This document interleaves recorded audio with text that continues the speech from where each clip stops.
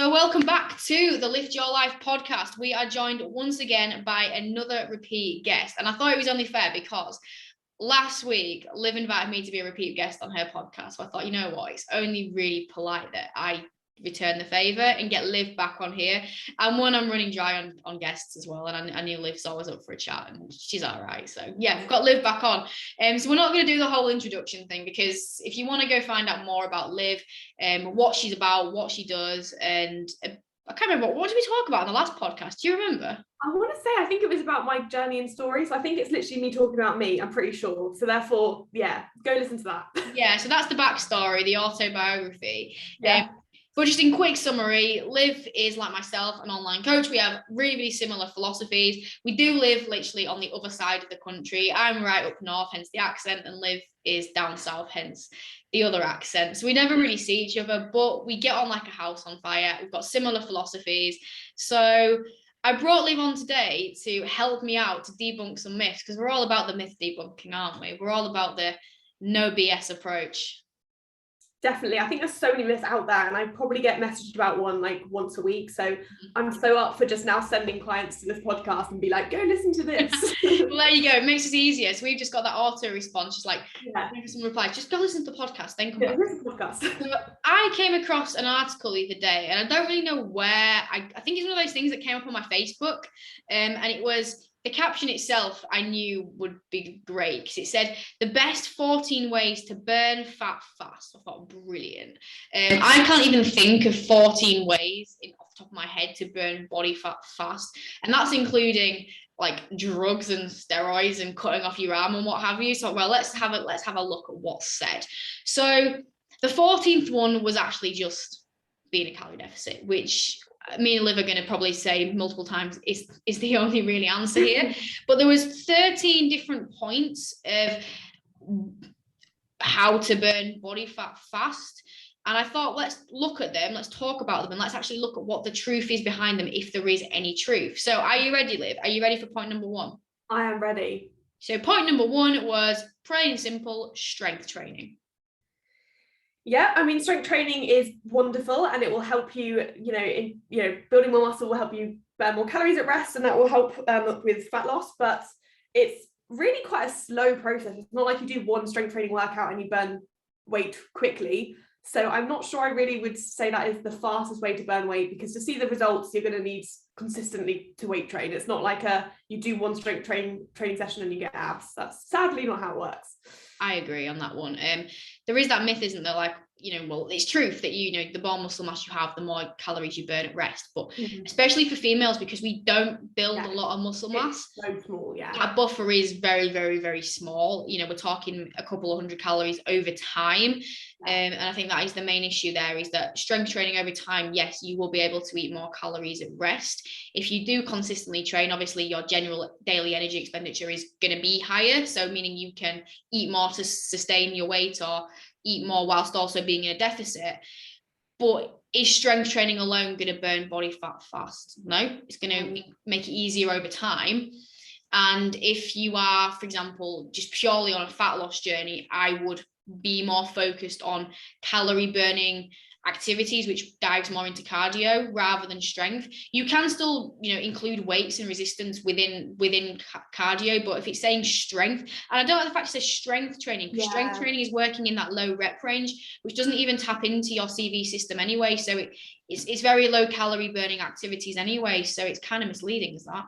Yeah, I mean, I've been training like a powerlifter for a long time, and I can tell you now that is not the best way to burn fat. Like, doing 1 or 2 reps on things is not really the most efficient way. Whereas, for example, I did a spin session yesterday, and I probably burned the same amount of calories in half an hour as I would in like 2 hours of strength training. So yeah, I don't think the word strength, I think weight training is probably a better way of phrasing it. Strength is totally, if we're getting into the science of it, strength doesn't tap into it's not a glycolytic way of training, which in fancy basically means it doesn't actually tap into your muscle glycogen and your carbohydrate store, so it doesn't, an aerobic system, so you don't need loads of food in order to fuel that and what have you, and it's not going to burn loads of calories. So yeah, no, that one, yes, but over time is what I would say to that one. It's a slow burner, that one. It's not quick.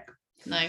And strength training is more so for body compositional changes. If you are going to use it for changing your body, think of it as something that's going to change your body from the perspective of lean muscle mass and shape rather than purely fat loss. So cool. Number 2 then, high protein diets. Again, high protein will keep you fuller for longer, which will probably mean you can sustain a lower calorie diet, but high protein and low, like you could very much eat 3,000 calories of protein a day and you won't be losing any fat, you'll be gaining weight probably. So yeah, I definitely don't think that is the case. I think it's optimal to be eating enough protein when you're dieting, but that alone, like I think that's quite misleading to someone, because they'll go, right, if I just eat protein, I'm going to lose weight, which is literally not the case at all. So no, for sure. And that is literally, again, when it comes down to that energy balance, calories in versus calories out. Is the merit to having a higher intake of protein in your diet in a deficit, like Liv said? Yeah, satiety reasons, body composition changes as well. And there's a lot of studies to show that overfeeding of protein when your calories are in the right space as well, bearing in mind not just eating again like 3,000 calories worth, is not going to have detriment to your body composition, whereas if you had like your entire calories from fats and carbohydrates, your body composition would actually be different in the outcome. But again, you've got to still remain within that parameters of your calorie deficit. There's no point you eating loads and loads of protein and then being above your calories. So it's a misleading one. You want enough protein, body composition, satiety, but you also want to stay within the realms of your calories. So stuff like that, this is the kind of stuff that will keep coming up on this, and it's the stuff that is true but in context. And this is what these articles fail to do. They don't actually give you the context, because I mean, you said it'd be easy to eat 3,000 calories worth of protein. Would it? Would it be easy? Yeah, that is, well, I'm sure some people can do it, probably. No, I could probably eat 3,000 calories of protein bars, which is a bit worrying, but I could probably do that. Yeah, challenge accepted. Is this a YouTube challenge for me? I mean, my stomach would be broken. Oh my god, the amount of artificial sweetness and like, oh no. Yeah, maybe not then. Maybe not. Maybe we'll leave that one. But what's your favourite? One more topic of protein bars. I could talk about protein bars all day. The Grenade salted caramel chocolate one. That is like, I could eat that. I probably do eat one most days. Is that the chocolate chip one? Yeah. That's pretty decent. That is decent. Or the white peanut one as well also is so good. I don't really eat them anymore. I went through a phase where when I worked at Holland and Barrett, I used to buy them all the time. So whenever they went on offer or what have you, I'd like buy them all, because I got discount on top of the discount. So mega. And I need to get a side job at Holland and Barrett. That would save me so much money. Mate, you got 25% off. So say the bar was already reduced, you get 25% off that. And at Christmas, you got 50% off everything. You're gonna see me on my stories working at Holland and Barrett there. She'll be like, Liv Saxon coaching. She now just funds her protein bar addiction by working at Holland and Barrett. It did get bad. I used to hoard them really bad. So I think I kind of rinsed the protein bars and I just don't really eat them now. So yeah, you get that. You can definitely overdo them. I've done that before. Yeah, but they are good. Okay, so the third one, I think we've covered the protein now. So it's basically, have a higher protein intake when you are dieting, but is it going to burn body fat by just eating protein? No. Thirdly was more sleep. Again, sleep is a bit like the protein, super important. It's going to help you, it's going to help regulate your hunger hormones. It's going to make you have more energy. It's going to make you feel better. It's going to make you just perform better in the gym. So for all of those reasons, it'll probably give you more energy to put more output into your day. Mm-hmm. Sleep alone does not burn fat. I mean, I guess technically speaking, if you slept for 24 hours, you wouldn't be able to eat. So therefore you wouldn't naturally lose weight. But that is not, like, comatosis is not the way forward, really. That's not going to be optimal. So yeah, sleep, sadly, as sad as it is, because I love sleep, but it is not going to burn fat alone. Yeah, that's quite funny. So you just sleep for a week and then you'll burn fat. You won't eat. Yeah, your BMR will do all the work. But yeah, I mean, I don't think that's probably that. You probably use quite a lot of muscle doing that, and it's probably not. That's not healthy. We're not advocating doing that, guys. We're not advocating putting yourself into a semi-induced coma. Yeah. Yeah, like Liv said, it's indirect. The indirect benefits of sleep. Well, it is direct, but in terms of actual body fat, it will help. So again, hunger hormone regulation, insulin sensitivity regulation over time. General energy, so again, more output, more calories burned over the day. When you're tired and you feel like crap, you want to reach for crap because you just want instantaneous energy through sugar and fatty foods. So your food choices will probably be better. So there is a lot of benefit to a good night's sleep, but again, it's not going to be the driving factor for intense fat loss.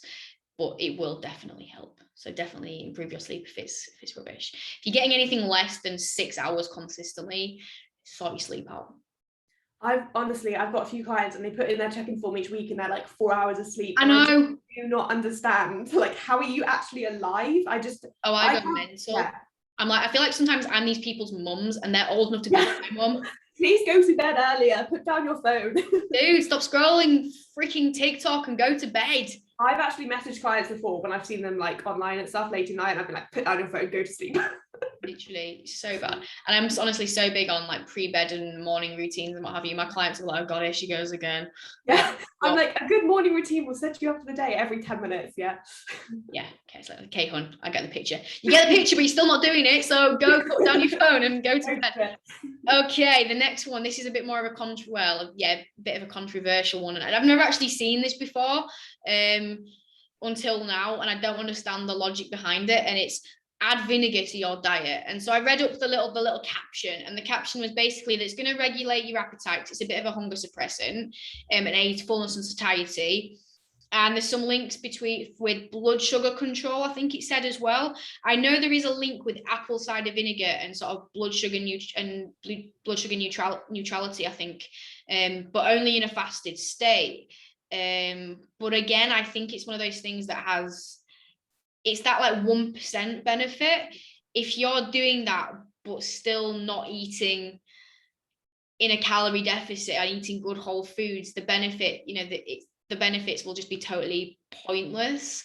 That is my perspective on apple. I know that about apple cider vinegar because we used to get asked about it all the time at Holland and Barrett, so we had to become like apple cider vinegar geeks and know everything about it. But general vinegar, I don't really know much about, if I'm being perfectly honest with you. So I'm going to let you have a bit of a chat about this one. The only way I can see that honestly making any difference to fat loss is that drinking vinegar will probably make you feel so sick and not want to eat any other food for the rest of the day. I think, like you said, I think maybe the difference is minuscule, but again, I think that's quite misleading to say that it's got anything to do with fast weight loss. Again, it's not something I've even heard of, so I will do some research later and have a look, but because I haven't heard of it, I'd be very surprised that there's this magical thing about vinegar if I haven't heard of it. If neither of us are online coaches who obviously read about this stuff all the day, and we are both, we're both quite nerdy, we like to look into the science of things, if neither of us have actually heard of the benefit of vinegar, I really would be surprised if there is any. Like I said, probably just gonna make you just not want to eat any other foods, I'd imagine. I know that there is a few sort of links to apple cider vinegar and blood sugar regulation and what have you, but the issue that we used to get, I remember when working, was that people would come and buy it again for weight loss. And I would, because I was not a bullshit, I'm not going to sell someone something just because I worked there. I was like, well, have you got everything else regulated? So are you drinking it fasted? Are you actually trying to manage your blood sugars and, with your food intake and everything else you're doing from an exercise perspective? And no one is. So I think things like this, they can have that 1% benefit if everything else is absolutely nailed. But again, with conjunction with what the article saying, that fat loss is like, no, rapid fat loss, no. So just leave the vinegar, hun. It's, save it. I think like that is just really misleading, because there will be someone somewhere that goes, if vinegar gives me weight loss, I'm just going to drink as much vinegar as I can. Oh god, yeah. And people just downing vinegar, which is just like, that is probably going to make you sick. So yeah, again, we don't advocate that, so just put down the vinegar. Unless put down the vinegar, guys. Pick up the protein bar, put that in your basket, and put the vinegar back. Get that on a t-shirt. Okay, next one. Again, this is kind of a misleading one, the way it's worded, and it's all about context and understanding, and it's just to eat more healthy fats. And I'm sure you've seen that one in articles and posted about, for fat loss, just eat more healthy fats. So I'm gonna let you have a bit of a rant about this one before I get into it. Yeah, first of all, I think, again, it's very similar to the protein one, in that it will make you more satiated, and it will, help regulate some of your hormones, stuff like that. And it will definitely make your meals, more satiating and better. But I think fats are one of those things that it's so easy to overeat and so easy to overconsume, because there's 9 calories per gram of fat, whereas there's only 4 to protein and carbs.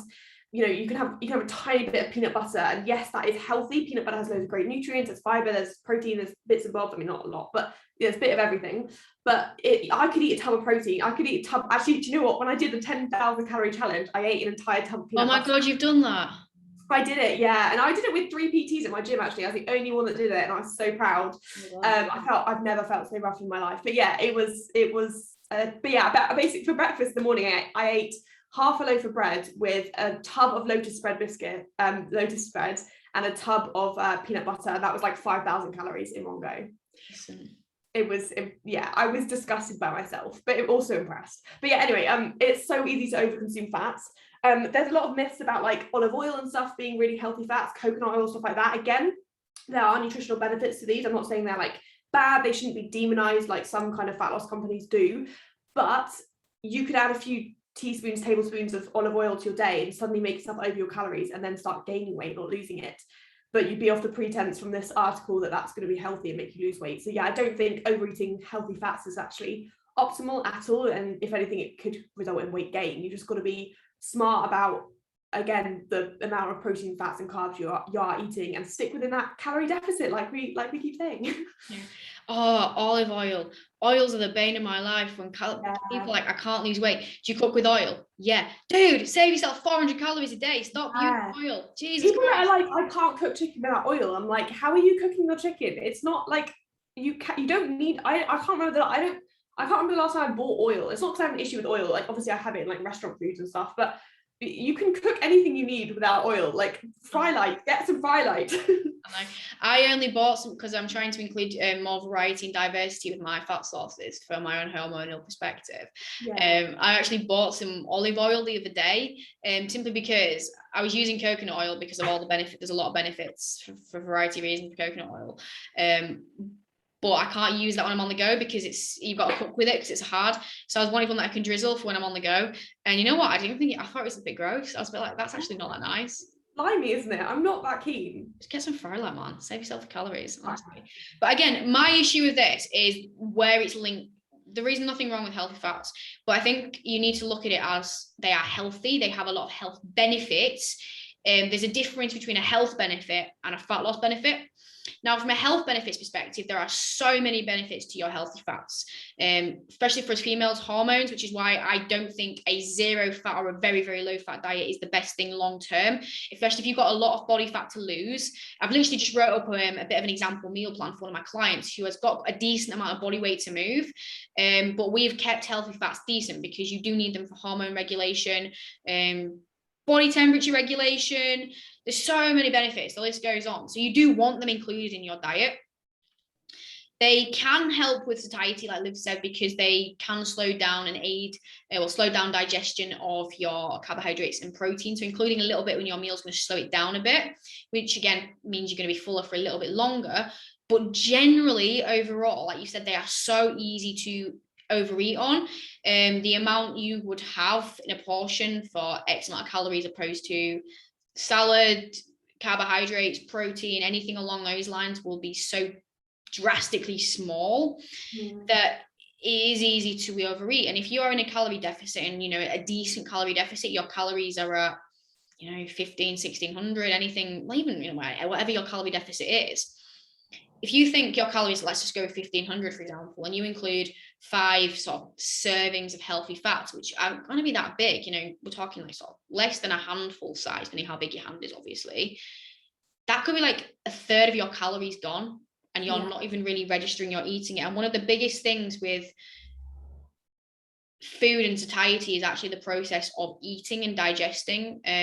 Which is why you say to people, slow down your eating, actually take mouthfuls, because that also signals to the brain that you're full. And if you're, for example, let's look at avocado, because avocado is my favorite at the moment. Actually, it's not, because I cut my finger really bad on that trying to make avocado yesterday. I get the stones, yeah. Half an avocado is like approximately about 100 to 150 calories, depending how big your avocado is. How easy is that to eat? Handful of nuts, teaspoon of peanut butter, 100 to 150 calories. You're not registering you eating it. Whereas if I said to eat 150 calories of lettuce, you're going to get bored before you've even finished because of the amount of mouthfuls and what have you. So yeah, I'm not vibing that one. Eat your healthy fats, get them included in your diet for health reasons, but not for fat loss reasons. Don't cut them out, but also don't think you can eat them unlimited, basically. Yeah, just because the healthy doesn't, that's another thing, isn't it? When people say like high protein this, healthy this, no added sugar, all natural ingredients, all these health claims, like, yeah, but it's still freaking high in calories. So I hate stuff like that. Natural paleo bars. Frick off. Your bar's this big and it's 800 calories. Like, it's not, honestly. It probably tastes like sawdust, so no thanks. Yeah, forget it. I'd rather just eat chemicals, mate, honestly. The next one, again, it's one of those context ones, and it was just eat more fiber. Similar sort of thing. It will keep you a bit fuller for longer, like protein. It will obviously help digestion. It will, it's obviously beneficial in that you'll be eating more natural foods, so fruit and veg. But apart from that, more fiber does not equal more fat loss. So it's not like there's no kind of correlation between the more fiber you eat and the more you lose fat. It's just that if you're eating more fiber, you tend to be eating more fruit and veg, which is obviously good and more, like you said, keep you fuller for longer, and it's more mouthfuls, and therefore your satiety will be better. So no. I've got nothing to add to that one. Agreed. Move on. Okay, here's more of a controversial one. Reduced refined carbohydrate intake. So I think for the general population, 95% of people, it doesn't matter massively if your carb sources are coming from refined or unrefined, as long as you're getting enough fruit and veg, you're getting enough healthy fats, you're getting enough protein, you're getting enough fiber. If you want to eat some refined carbohydrates, it's fine. It's all about calories and about those kind of bigger macronutrients. I think if you're like looking at someone from like a stage lean perspective, or like someone with certain health issues, or someone that's like really, really, some people are really, really, what's the word? Like they really, I can't even think of the word. I know what you're on about, mate, so I don't know. I do. With that. Some people are really like sensitive. There we go. Sensitive to carbs and different carb sources. Some people are, and their blood sugars will change a lot. In that case, it will make a difference. But I think for 95% of people, how many carbs you're eating a day, how many calories a day you're eating matter a lot more than necessarily where those carbs. You could eat just Skittles and lose weight. Would it be the best way of doing it? No. Would it be the healthiest way of doing it? No. But you can do it. No. So, but for anyone who's like not a geek like me and Liv, and you're not 100% sure, refined carbs is basically sort of your higher glycemic index. I'm more thinking like just white, basically white and beige. That's probably the easiest way of thinking it. So thinking like white bread, white pasta, cereal, the good stuff, that sort of thing. And obviously the carbs that they want you to eat from a health perspective are all the whole grains, the whole meals, the oats, that sort of thing, which they can be lovely and they are nice. And I 100% agree that generally, if you're, again, it's all about getting your energy balance in first. It's looking at things from like a pyramid perspective. Don't try and nail these small, because a lot of these are your smaller 1%, will make that difference from potentially a fat loss or a health perspective. But nail your fundamentals first, nail your energy balance, nail hitting your calories, nailing understanding what that looks like, and then move from there. And another thing as well is adherence. Now, if you need to lose body weight because for a health perspective, let's say, for example, you need to lose a couple of stone in order to just be a healthy, I hate saying it, but BMI, you need to improve body, things like blood sugar, blood pressure, all of that jazz. And you need to lose that weight. Now, if you can stick to a diet which includes refined carbohydrates, because you're obsessed, you love the bagels, you love it and what have you, you need them in your diet in order to sustain, to make, keep up with it. And that will see you the fat loss, and then, start to see those markers improve. I would rather someone did that personally, and people can feel to disagree, than saying, right, we need to optimize everything because we need to, improve insulin sensitivity first and foremost. And you're following this really, really boring basic diet of like chicken, broccoli, maybe a bit of brown rice, which is grim. And you can't stick to it, and you keep having binges and what have you, because that's not going to improve anything from like a health perspective. That isn't going to improve any blood sugars, because you're going to be binging and overeating and then screwing it. You're not going to lose weight, so you're not going to improve any health markers. So in the short run, is it better to actually include the foods that you actually really, really like, stay with your calorie deficit, improve your health markers through that, and then look to improve things once you've got into the groove of it a bit more? That is my personal opinion. Agree to disagree and what have you. And again, like Liv said, when you are potentially close to like a show, or you do need to really improve your blood sugars. For example, I've just spoken to a girl who's having issues with her blood sugars, and we think it's down to a PCOS. And I've suggested to her, like, maybe cut down on your refined carbohydrate intake, and see if it makes a difference to these reactions that you're having. And that's from a health perspective. But for most people, like, I think if you are wanting to lose fat, and because I think in the Western diet as well, refined carbohydrates are just such a thing, like, in our diets. Like, most people will eat some sort of refined carb. So to completely change that and to completely reinvent the wheel, I think for most people is unrealistic. Yeah, I agree completely. Yeah. Okay. I think on that one as well, if anyone has any questions on that one, because that's quite a sciencey one, if you want to message me or Liv after the podcast and you've just got questions about that, please do. We're always happy to help. We are indeed. Always. We'll just resend them back and just go, yeah, let's listen to a podcast, mate. Listen to the podcast again, yeah. Listen to a podcast again. Just we genuinely will help. We promise we won't be one. We will help. I was saying to someone the other day, they were like, oh, I don't want to annoy you though. And I was like, my job is like, this is my job. So therefore, if no one ever messaged me, then I'd have nothing to do. So please message me. Like I will never not reply. Well, I have to put a little disclaimer in, like, whenever I DM someone new, and just to say, like, thanks for follow, or, nice to meeting you. I just put to them, say, I promise I'm not trying to sell you anything. Like, genuinely, I just want to help people. I'm not going to charge you for a bit of advice or what have you. I'm not here. It's mad that people won't ask like a simple question, and you're like, I'm not going to make you sign up for coaching because you asked like a really simple question that I'm happy to help with. Like the other day, someone messaged me something, and I just said, can I offer you some advice on this, or do you want me to? Can I just ask you a few questions? No, I don't want you to be my coach, mate. I'm not saying you have to come work with me. I'm just trying to give you a bit of advice here because you're saying you're struggling. But this is the thing, I think, between genuine people and not. One of my friends is super knowledgeable. She's so smart. I asked her a couple of questions about my hormonal issues. She's asked to see all my blood tests and everything. She sent me like a 5-minute voice note. She's made some notes and, just done it off her own back. And it's like, we need more people like this in the world, man. Yeah. Helpful, kind, genuine people. Yeah. I mean, we could, can't we? Like £10 a DM for some advice, but it's like, what kind of dick move is that? Honestly. Imagine sending someone your PayPal link, like, you now owe me for this advice I'm giving you. No, we should. I promise we will. Yeah. Free advice all around. Because good karma. Okay, so that's that one covered. The next one was, here we go. Drink coffee. Okay, coffee will give you more energy to do your workouts, to perform better. It will probably give you more focus to go and do your steps. It will sometimes suppress your appetite a little bit if you're drinking black coffee, that is. But coffee is very easy to, I've done it before. People are like, I drink 2 coffees a day. Particularly when I first started coaching, I wouldn't ask what they had in their coffees, and now the first thing I do is go, what do you mean by coffee? Because a black coffee's got 2 calories. Like that. Really, isn't it? Yeah, I personally, I love a Starbucks what they call pumpkin spice latte. That is like 300 calories. Just you're so basic, Liv. You're so basic. I am. Lucy, look at me. I am basic. It's fine. It fits the look and the vibe.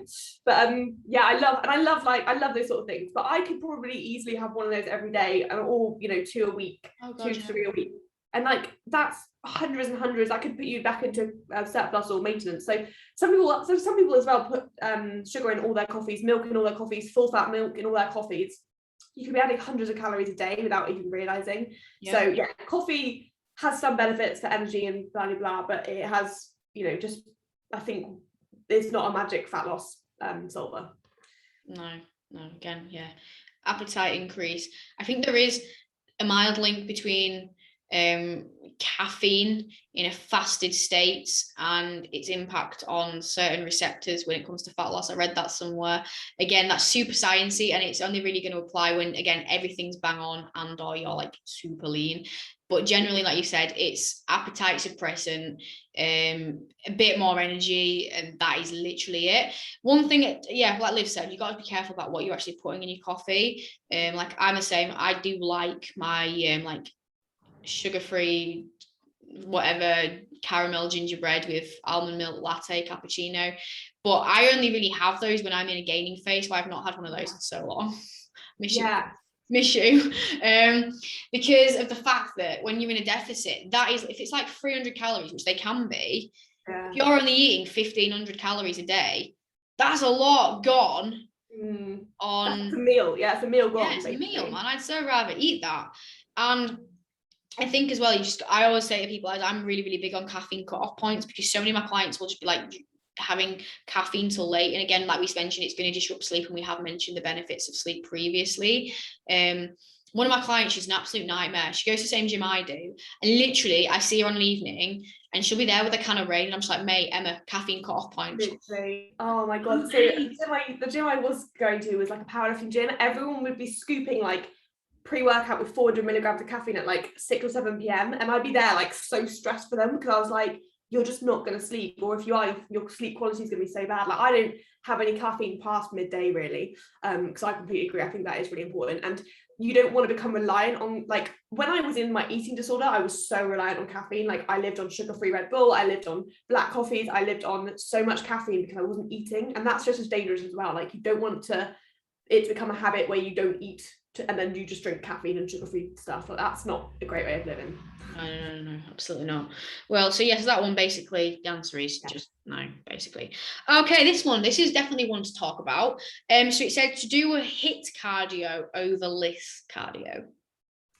I always say to clients, if you enjoy HIIT cardio and you find it fun and you'd rather do that than an incline walk or some steps or some kind of LISS cardio, go for it. But for most people, it's quite taxing on the body. It can obviously, like, it can be a lot on your central nervous system. It can be a stressor on your body. A lot of people find that they're never actually pushing themselves as much as they think they are, and they're just kind of almost doing this cardio. And also, it can, if you're already training legs, the last thing you want to do is a HIIT session. And people think they overburn calories on that. They think they burn a lot more than they will on LISS, which is not the case. The thing is, and it often will make you hungrier as well. I often find if I do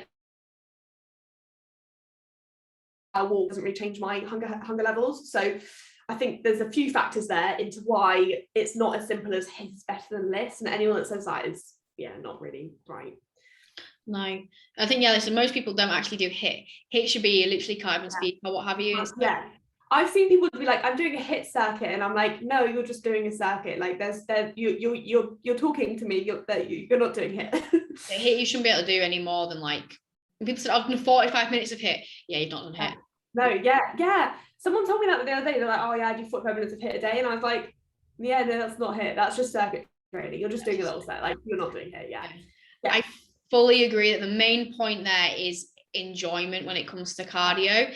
Cardio is there for fat burning, and yes, there is a little bit of research, for the afterburn effect and what have you of HIIT, but it's not that drastically more that the benefit of that would outweigh it if you really hated it, opposed to steady state. And like you said, it's less taxing on your central nervous system. If you do have the goals as well of muscle recovery, building muscle and body composition changes as well, you're better off doing LISS than HIIT from like a muscle mass maintenance perspective as well. But ultimately, again, it's down to the enjoyment. Yes, you want to be doing enough that elicits the response that your body needs, but how you do that is up to you. If you enjoy just doing the get in, get out, savage kind of HIIT stuff, awesome, do it. If you would rather take it a little steadier and do like half an hour of sort of medium intensity or step, that we didn't actually discuss that. If you didn't understand, HIIT is high intensity, LISS is low intensity, steady state. So just continuous, keeping your heart rate the same. High intensity is like going crazy and then slowing down, and going crazy and then slowing down. See, last year when I was doing my photo shoot prep, I had both towards the back end. I had LISS and HIIT, and I literally remember dreading the HIIT, like dreading it. It's a deficit. It's really hard to do. Like, I will happily do some Stairmaster or something when I'm in a deficit. Well, not happily, but I'll do it. But like, I think the thought of doing HIIT when I'm low on calories, I just don't want to. It's literally hell. Yeah, I can describe it. And if you feel like that about it, then don't do it. So for that one, I think if you're actually going to like look at it as like a scientific paper or what have you, in terms of which is the most optimal, you may have some arguments for HIIT, but personally, it comes down again to like what we were saying about the refined carbs. Yeah. Enjoyment is your key to adherence. Adherence is the key to results. So do what you enjoy. 100%. Or least hate, because hate the least, yeah. I don't think I was like, woo, cardio. Most people, one of my clients is, she loves it. She keeps on, I just love that. I want to do more. I was like, mate, what's wrong with you? Yeah, I've had a few clients like that, and I'm like, are you okay? Do you need a hug? Yeah. And do we need to have a chat? Do we need to? Yeah. There's something going on. Okay, so we've got 4 more to cover. Yeah, I think they're all BS, to be fair. So number 10 is there's some argument for this one actually. Drink water before meals.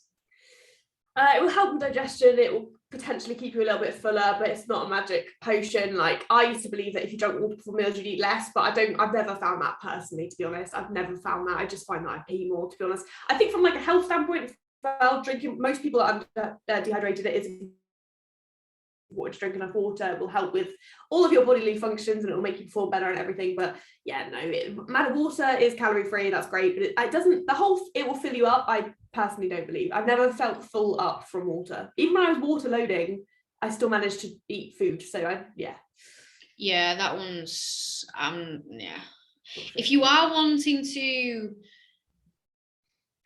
there's research behind, like, if you were going out for food or what have you, and you wanted to feel full-ish before you went out, so overeat, there's merits to drinking like a protein shake made with water, so sort of protein loading prior to a meal. I say a protein shake because no one's going to want to just sit and eat like raw chicken, well, not raw chicken, but just like chicken on its own before a meal or what have you. But yeah, water, not really. People do think we mistake hunger for thirst. Again, just general hydration, just stay healthy. It's not going to burn you any body fat magically. End of the day, right, if you've got a mentality of I'm going to smash this pizza but I'm going to drink this water first, you're still going to smash the pizza. I guarantee it. Guarantee it. 3 more, and they're all, I don't even, this next one, right, I just genuinely don't even understand the logical thinking behind it, and it is eat more eggs. Oh, that's great. I mean, I guess eggs again have protein and they've got a bit of fat, and they're quite a satiating food. And you can also turn them into, they're quite versatile, I guess, so you can make lots of things with eggs. I mean, personally, I'm not a fan of eggs, so I don't really want to eat eggs. Like, I will eat scrambled eggs, but only like slathered on nice sourdough and loads of like other, like, can't remember the last time I was like, oh yeah, I want an egg. You mad, bro? Do you like eggs that much? Maybe you should. Every single day, man. Oh yeah, you have your scramble every morning, don't you? Yeah, no, I'm not.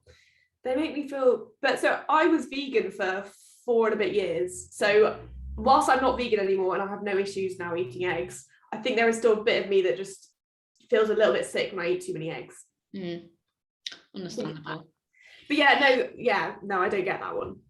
I don't. Again, like you've said, protein, but I would say they're potentially quite easy to eat more than you'd think with. So for example, if you made a scramble or an omelette, which in my opinion are the most stupid ways to ever eat eggs, because if you're going to do that, just use freaking egg whites, because you're going to save calories. This is my personal opinion. You want the yolk, you want to appreciate the yolk. I don't understand why you just mix it in and like not appreciate it. Do you know what I mean?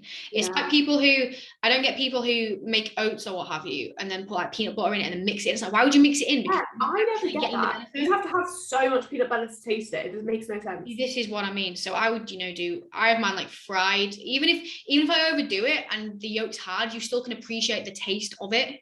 So that's my opinion. But that's off topic. If you had 4 or 5 eggs in an omelette or a scramble, which isn't an obscene amount, I've seen recipes with that. I know my brother, when he used to make them at home, would have like 4 or 5. That in itself, with just the eggs, depending on what size you get, obviously, you're going to be looking at about 400 calories there just in the eggs. Yeah, exactly. Whereas a serving of chicken is about 100. Yeah,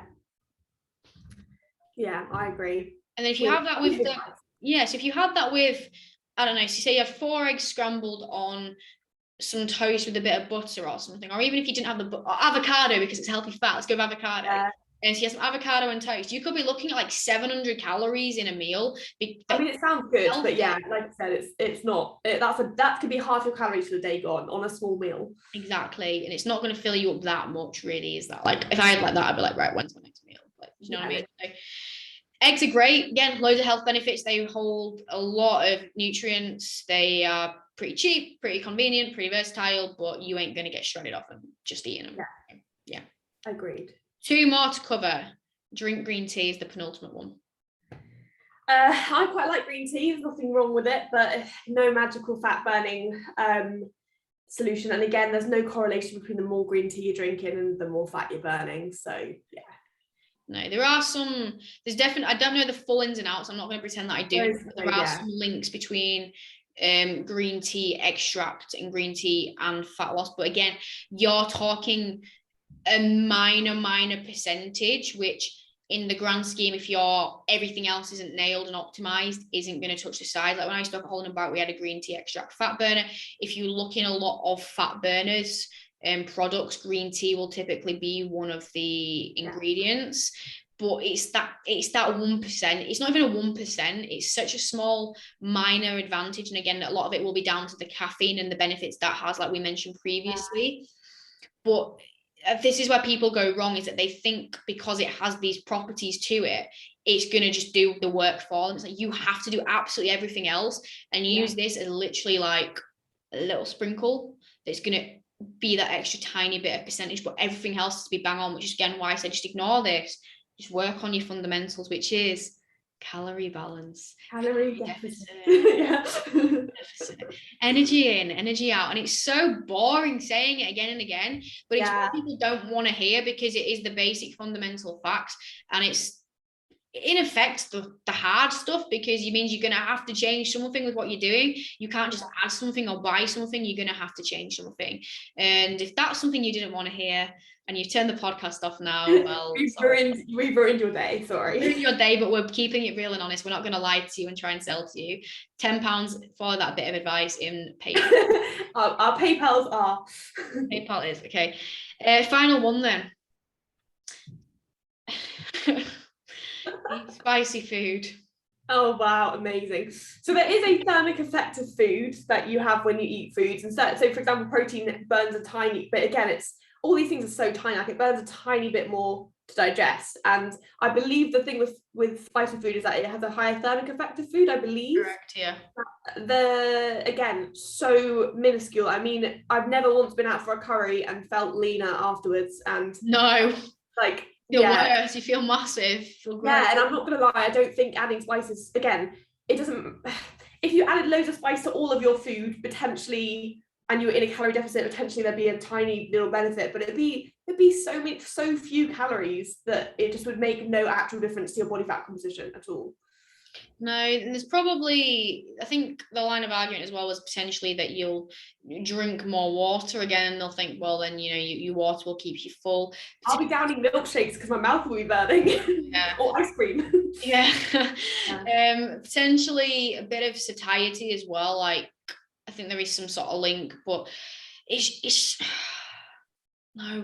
Nothing really, is it? No, it's and it's stuff like this really.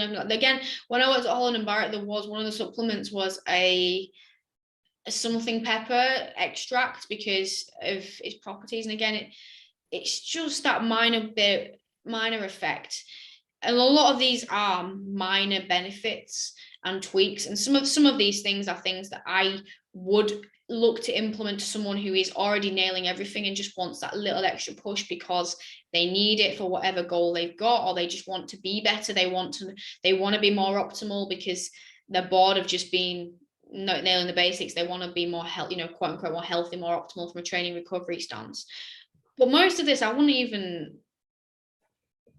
bother with, especially for fat loss. So some of this I would bother with potentially just for general overall health and well-being, things like sleep, general water, fiber, dietary fat, spicy food, no, I'm joking, but strength training. But I wouldn't push it and say it's the driving focus of the fat loss for them. I think all of it's misleading with the fast fat loss. Like, none of these things are going to make fat loss fast. The only way to make fat loss faster is to increase burn fat fast, it says. Yeah, you'd have to either reduce your calories a lot or increase your output a lot. They're the only ways to burn fat fast. Potentially some sort of illegal fat burner. Like, that's it. And even then, you still need to be in a deficit. Like, it is. Do you have any more comments on any of those points? Anything you want to say? I think you summed it up perfectly in that a lot of them are great advice for general health. They're great advice for doing a diet better and making it more sustainable and easier. And they're good advice for being a healthy human, but they're not great advice for fast fat loss really at all. And they are misleading. And I just have images of people like sniffing lines of spices and downing bottles of vinegar. And I'm just like, that's not gonna do anything. Putting a load of chili flakes on your eggs. On your eggs, yeah, on your cereal in the morning. I'm eating a bowl of Cocoa Pops, but it's fine because I put some spice no, on you it. can't have that because that's refined carbs, mate. So you need less of that. On your brown rice. Brown rice, eggs. Brown rice and spice. With and a bit a mug of coffee drizzled in egg. Oh, God. Brilliant. I think a really nice way to end this then will be for us to just leave a couple of top tips for successful fat loss. And we're not going to be this burn fat fast, because the thing is about these stupidly fast, rapid approaches is there's a time and a place. There really is, and I'm not going to discuss this. You can never do that. You've always got to be slow and sustainable. No, there is a time and a place. Potentially at first, if you are extremely overweight for a health perspective, for a short period of time, running a rapid fat loss approach may be good. If you are dieting for an event and you've got that knowledge and experience to not rebound hard, like for some people, it would just not be an option and I would not feel comfortable doing it. But if you've got, I don't know, like a photo shoot prep, I did have a client where I did have to do a bit of a faster, more aggressive approach because we were a few weeks away. But we then pulled her out. She's doing great with the reverse, looking banging, eating all the food, for sure. But for just general overall successful fat loss, if we were to write an article, we don't have to do 14 because, well, time's ticking on. We've got, stuff to be doing, protein bars to be eating and all that. What would you give? Let's go for 2 bits of advice each for the listeners, the fans, for successful fat loss long term. Set it up with things you enjoy. So like you said, either, I love walking, so I'm happy to do all of the steps, but I don't want to do HIIT. So do the things you enjoy that will help your output and help the stuff, if you're not enjoying it, don't do it, basically. Make sure you're set up with things you enjoy. Also, that goes with food. Make sure you're eating foods you enjoy. Like if you like eggs, eat eggs. If you don't like eggs, don't eat eggs. It doesn't matter. Lucy might punch you, but it doesn't matter. Set yourself up for enjoyment, because whether it's short or long term, you need to be enjoying it. Because like you said, otherwise, even if it's short term, the likelihood of rebounding afterwards is high. So make sure it's stuff that you do want to do, as much as you might not want to do all of it. I guess a bit of my main piece of advice. The other one is, be in a calorie deficit. No. No way. No Calorie deficit, who'd thought?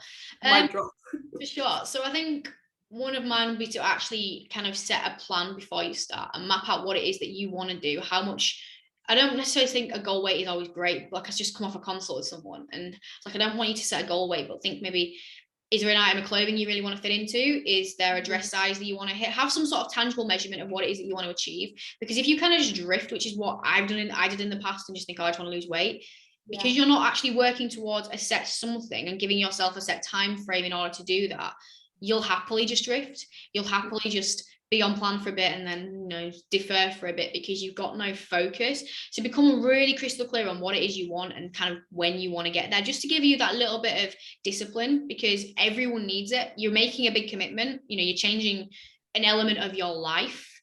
It isn't an easy thing to do, and acknowledge that it's not just an easy thing to do. Even if you're not doing this crazy rapid diet and it's like, I'm still eating foods I like and what have you, you're still having to eat less. And probably, again, leading off to doing things you enjoy is, I've just done a post about this over on Instagram, so go check it out.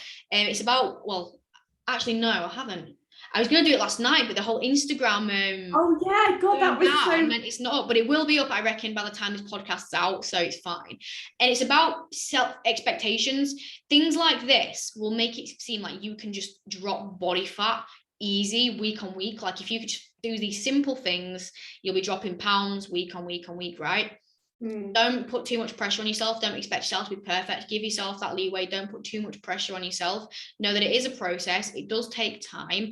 And if you do make mistakes with it and what have you, don't get in the headspace that you've ruined it. Learn from it, grow from it, be better, because again, that's where people go wrong.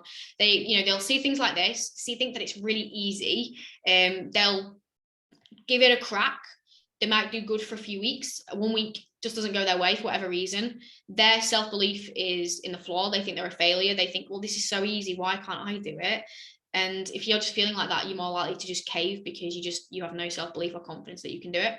Yeah, 100%. 100%. Perfect summary, that. Yeah. Oh, final one. Get a banging coach like me and Liv in your corner.